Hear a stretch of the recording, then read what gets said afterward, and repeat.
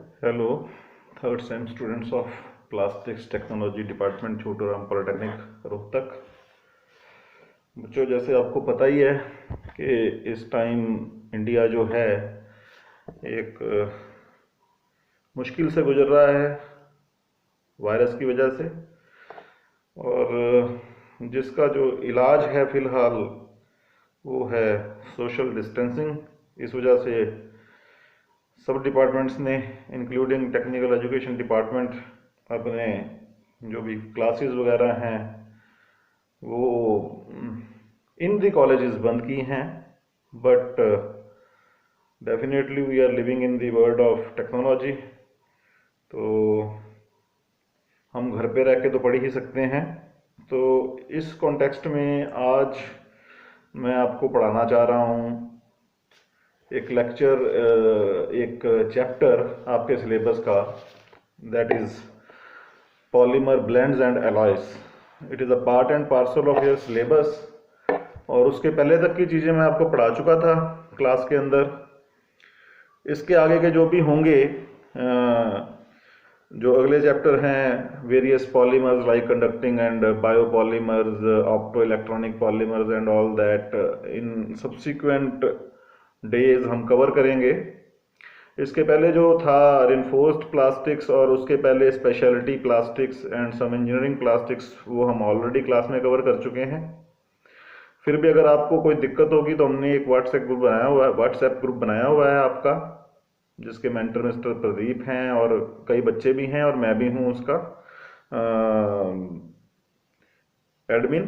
तो अगर आपकी कोई क्वेश्चन है, क्वेरी है उन कवर्ड चैप्टर्स के बारे में भी, तो आप वो भी मेरे से पूछ सकते हो by sending me message. In subsequent lectures में आपको इन्फॉर्म करूंगा, अपना उनके आंसर दूंगा आपको। तो स्टूडेंट्स, आज जो मैं आपको पढ़ाने जा रहा हूँ वो है प्लास्टिक्स एलॉयज एंड ब्लेंड्स। इसके ऊपर मैंने आपको चैप्टर देना है या लेक्चर देना है। तो इसके अंदर जो हम टॉपिक्स करेंगे कि what are plastic blends, then we will see कि what are plastic alloys and what is the difference and why we go for making these blends and alloys. And then in your syllabus, two methods of making, actually there are 5 methods of making plastic blends, but in your syllabus there are two. So we will cover those two methods also in subsequent slides. So today my lecture is on making of plastics blends and alloys. So first question which arises in our mind is, what do you mean by plastics blends and alloys, and then what is the difference between the two?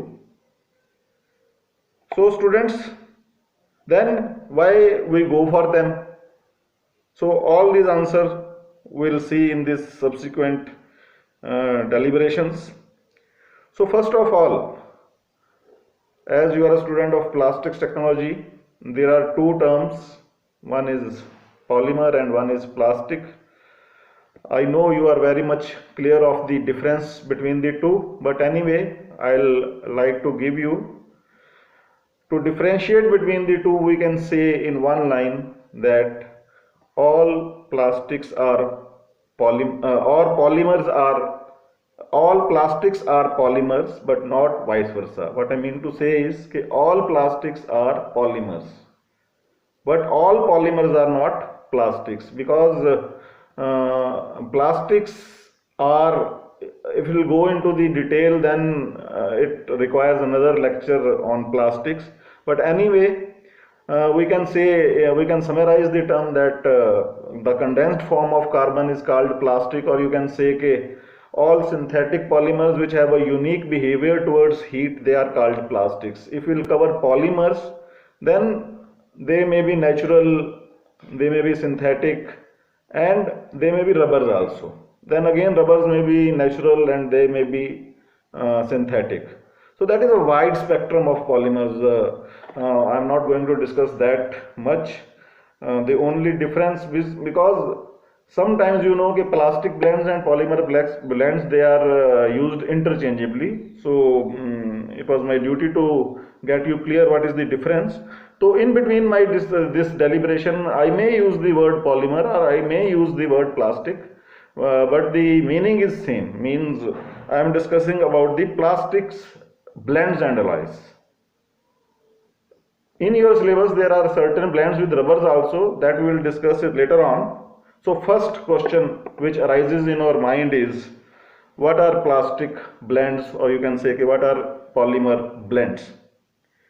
See students, polymer blend simply means a mixture of at least two polymers or plastics, which can be homopolymers, the two of the constituting members of a blend, the two polymers, they may be homopolymer or they may be copolymers, or one of them may be homopolymer or one of them may be copolymer. The resulting mix of these two species is called a polymer blend. Means polymer blend is a mixture of at least two polymers or plastics, which may be homopolymer or copolymers. That mix is called a polymer blend. Now if we'll go in the details of this, what are the various polymer blends. So we have got different polymer blends. The first of them are called miscible. I'll try to give the spelling to you. Miscible polymer blends. See, I think it is clear. Means I am using that phone, so it won't be possible. Miscible means which are having high degree of thermodynamic compatibility with each other. They are homogeneous, miscible, highly miscible. They are interactive at the molecular level. Those polymer blends are called miscible blends, which are homogeneous down to the molecular level, and they possess very high degree of thermodynamic compatibility. Means, what is thermodynamic compatibility? If we will talk about the thermodynamic compatibility, we will come across the two terms. One of them is Gibbs free energy of the mix, and another is the enthalpy of the mix. So for a miscible blend, the Gibbs free energy of the melt is negative, and also is the case with the enthalpy of the mix. When both of these values are negative, then we call this blend to be a miscible blend. And if you will see the properties of these blends, then one about degree of mixing and the Gibbs free energy and enthalpy of mixing I have told you. The another property, if you see them, they exist as a single phase structure. Means when you will make a blend and subsequently when you will process that blend, phase separation won't take place at any temperature. Whatsoever is the temperature on the later on the use temperature or the working temperature, whatsoever is the temperature, at that temperature there won't be any phase separation. And these properties of the polymer blends are the average of the properties of its components. Whatsoever is the mole fraction of the component in each constituent in the mix, the properties of the blend which we will get will be the average of the properties of these two constituents. And the another property of these is that they have a single value of glass transition temperature. Now what is the glass transition temperature? I need not explain to you. You are well aware of the temperature. See, on the broader spectrum, if you leave the one polymer, that is your polyethylene aside, then you can call a glass transition temperature is a temperature above which the polymer or the plastic exists in a rubbery state, and the below which the polymer or plastic exists in a solid state as that of glass. That is your Tg, that is glass transition temperature. So for the miscible plastics, we have one value of Tg. Then the second type of blends which we come across in the plastic industry are immiscible polymer or plastic blends.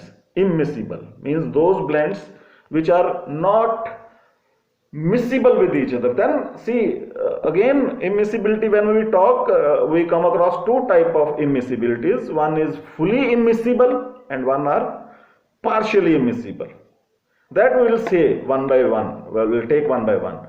So first we'll talk about fully immiscible polymer blends. These are those blends which are not homogeneous down to the molecular level. That one thing is there. And these blends have a very low value of thermodynamic compatibility. Means here the value of Gibbs free energy of the mixture is positive, and also is the case with the enthalpy of the mixing. These two values are positive in the case of immiscible polymer blends. And moreover, their components shows a phase separation at lower temperatures.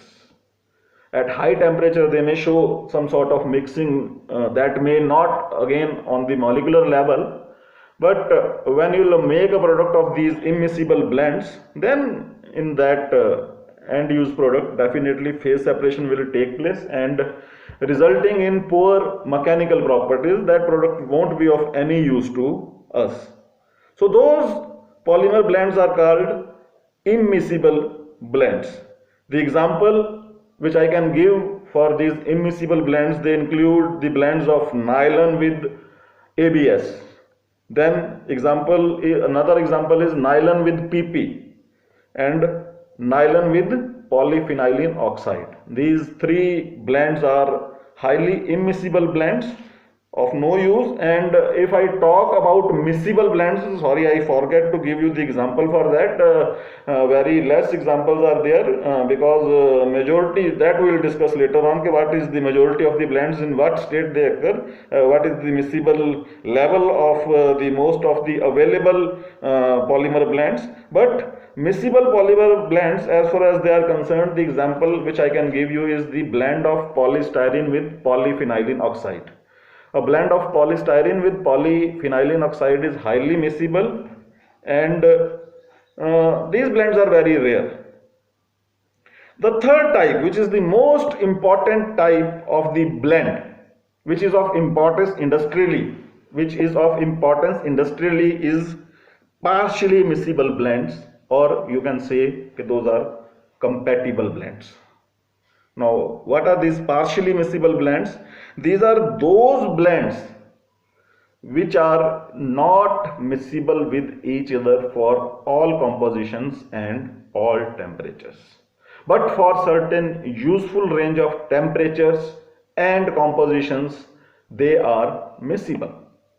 And within those level of compositions, within those ranges of temperature, they are miscible, and those temperature ranges and compositions are of importance to us, and we can use them to make plastic products. Those are called compatible or partially immiscible blends. The majority of the blends which we use are called compatible blends or partially immiscible blends. The example of them can be a blend of polycarbonate with ABS. So you have to give maximum emphasis on these compatible or partially immiscible blends.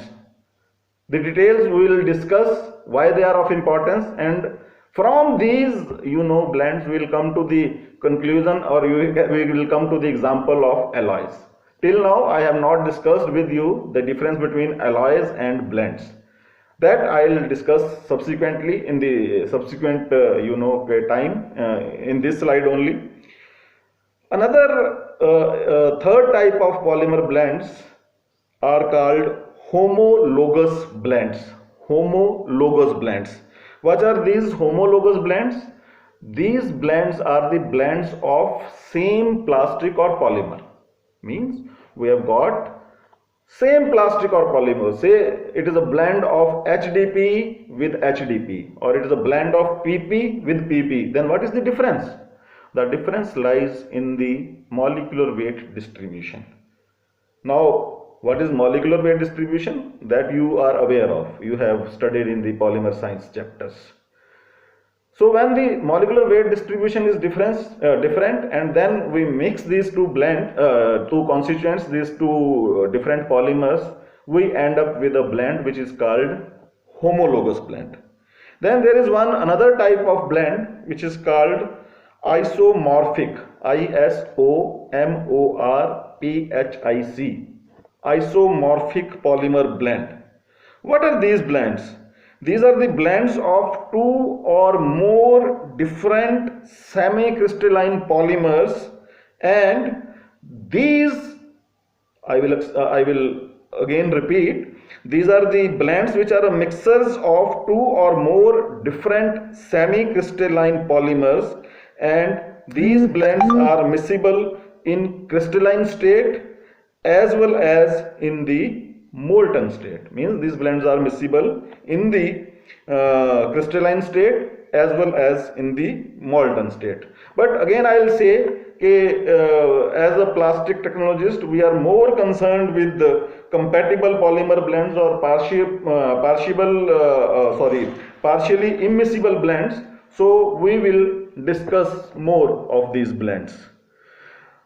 Now, the example I have given you, for example, it is polycarbonate and ABS, and let me tell you, the most of the polymer blends, which we make, the materials which we use, they make partially immiscible blends or compatible blends. Now from this compatible blend we come to the example of alloys. Now what are alloys? You know, alloys are obtained when two compatible or partially immiscible blends are made compatible by using a variety of compatibilization techniques. That is, their interface morphology is modified by using any of the compatibilization techniques, then the resulting polymer blends are called alloys. The majority of blends which are used in the plastic industry, they are compatible blends or partially immiscible blends which are made compatible by using certain morphological modifications, that is by using certain type of compatibilization techniques. A number of compatibilization techniques are available that we will discuss in the subsequent chapters.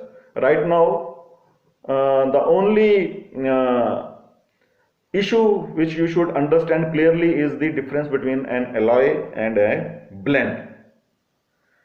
So in another words, you can say that polymer alloy is a immiscible compatibilized polymer blend with modified interface and morphology. And this modified interface and morphology is obtained by using various compatibilization techniques. The one very common of them is IPN, interpenetrating polymer network, which is a part and parcel of your syllabus that definitely I will discuss in the next coming lecture. Now, you are clear with the blends and alloys. Now, in general, you know, in exam there is a very common question. Okay, what are blends? There may be a question of say 1 or 2 marks. Explain blend or define blend. Then there may be a question, define alloy, and there may be a question on the difference between a blend and an alloy. So here you can say I have clearly stated what is blend, what is alloy, how they are made, what is difference. But even then, in short words, I want to tell you one thing, that blends are the mix of two or more polymers or copolymers which are partially miscible, or you can say that which have a low degree of thermodynamic compatibility with each other. Those mixes which have a low level of thermodynamic compatibility, they are called blends. And the mixes which have high level of thermodynamic compatibility at molecular level, they have good distribution, or the distribution is made by modifying their morphology.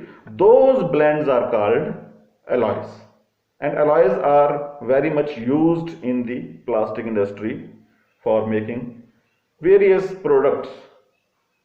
The commercial examples of these blends which I can give you, they include a blend of polyphenylene oxide with polystyrene.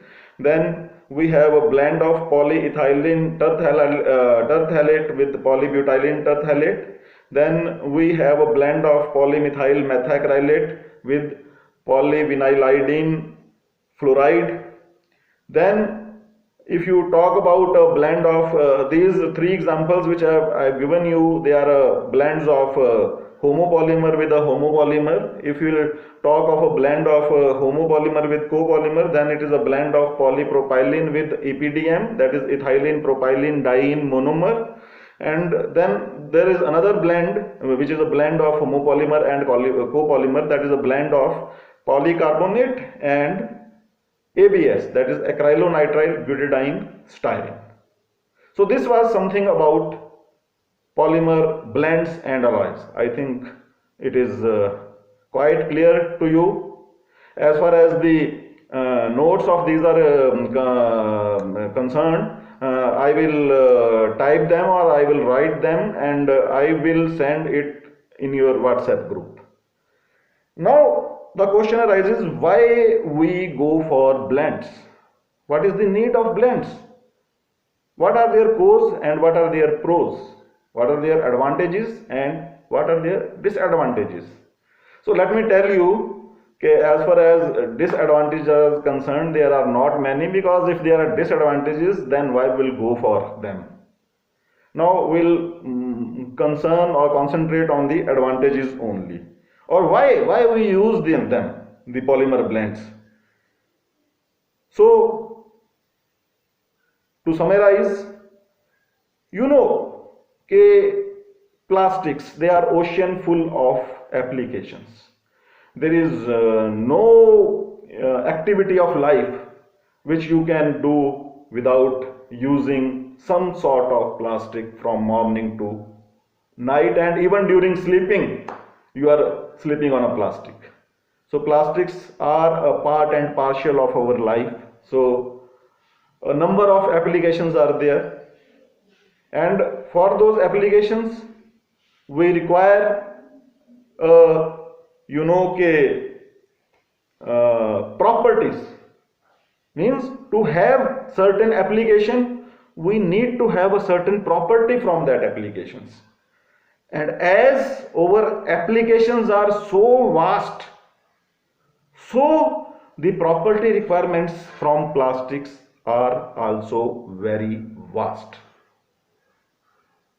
So in simple words, we can say that for every end use application, we need to have one specific property in a plastic. So for every single application, to have the maximum benefits, to have the most effective properties, we should have one plastic. But is it feasible? Is it possible?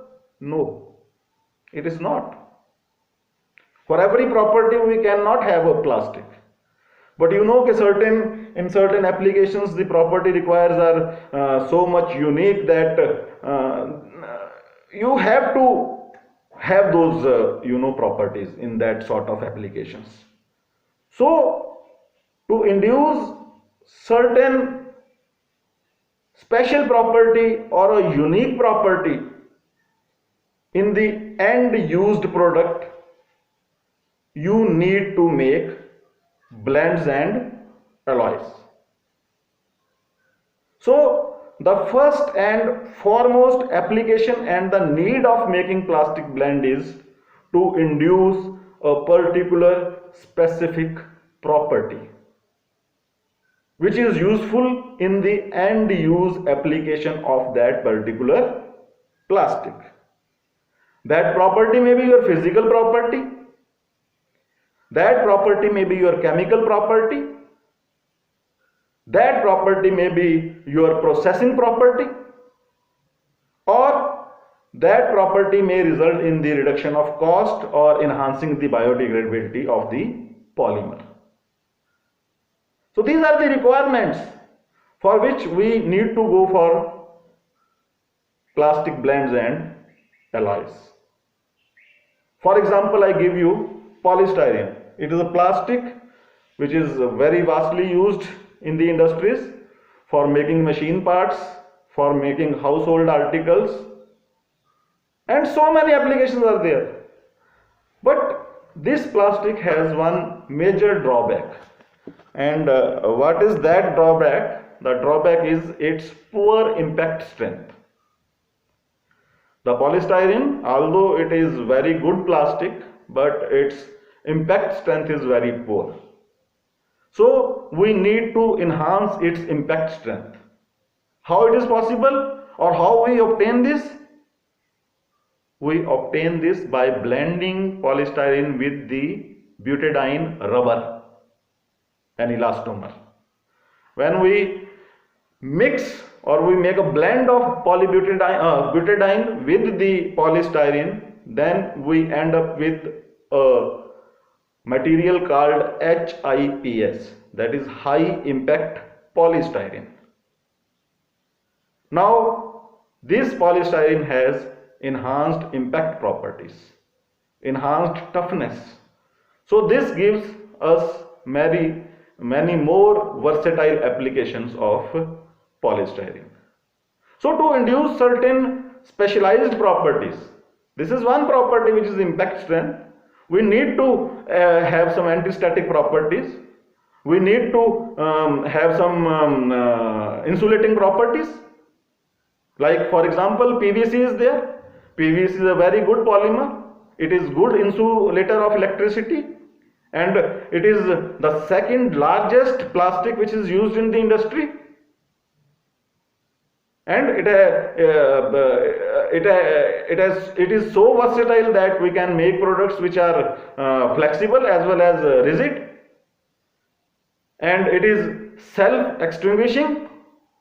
That is why it is highly used in making wires and cables. It has many applications in making wires and cables. But you know, still we can enhance its electrical insulation properties by adding EPDM in it. We will add EPDM in PVC. Definitely the electrical insulating properties will still increase further. So that is another application which I have given you to enhance the electrical insulating property. Similarly, we need to increase the chemical inertness of the plastic. Then we will have to go for blends. We have to improve the barrier properties, because you know packaging, all this packaging industry, it is based upon plastics. So in all the packaging industry, especially in the delicate instrument packaging and food packaging, the foremost property required is the barrier properties. So by making a blends of various plastics, we can improve the barrier properties of the resulting plastics. Then flame retardation, as I have already told you, PVC EPDM is another example. It not only increase the electrical insulation properties, but retardation properties also, means flame retardation properties also. Then sometimes you need to have more improved environmental stress cracking resistance. Then we go for polymer blends and alloys. Then you need to have extended service temperature range. Means you need to have a temperature range where you can use the plastic. Means the plastic can be used at a temperature which may be well below the room temperature or much higher than the room temperature. Sometimes we need to have such plastic. So this type of plastic is obtained by blending. Then sometime improved biodegradability. A lot of things are nowadays talked regarding biodegradability. So when you have to improve biodegradability, you need to blend the plastics. Then another property is the curbing of waste. Plastic nowadays a lot of things are being taught, are spread regarding the plastic waste and how it is affecting our ocean, aquatic life and this testicle life also. So if you want to remove the plastic, decrease the plastic waste, then what you can do?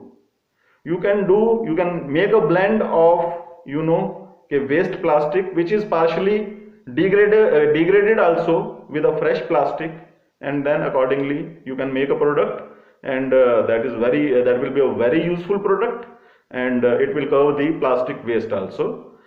Similarly, you can add recycled material into a fresh material. It will result in curbing the waste problem. It will also reduce the overall cost of the plastic material. Then sometimes you need to have integrated multi-layered structure. So there these compatible polymers are very much of advantage. So when you need to have an integral multi-layered structure, you go for plastic blends and alloys.